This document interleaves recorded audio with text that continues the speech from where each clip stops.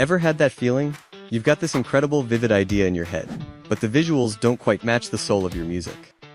Usually, it's because that vague feeling hasn't been turned into a clear creative blueprint yet.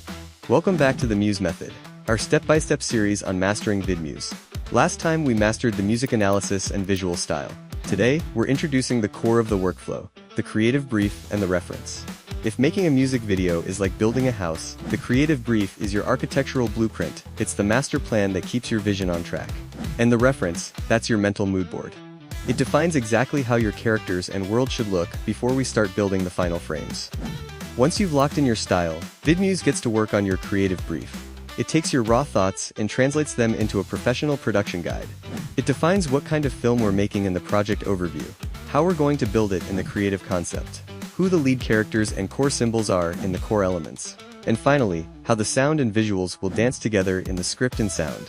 If you're not feeling a specific part, don't sweat it. Just talk to VidMuse in the chat. Tell it what's on your mind, and it'll refine the brief in real time until it's perfect.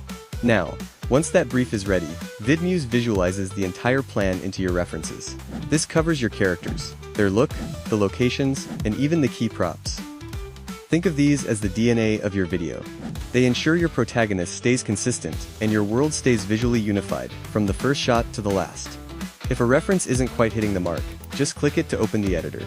This is where you get granular. You can replace it with your own images, or remix it to refine the reference.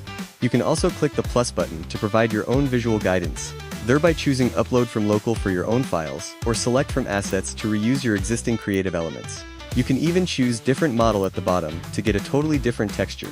And of course, you can always just tell VidMuse exactly how you want to adjust the look and the dialogue on the right.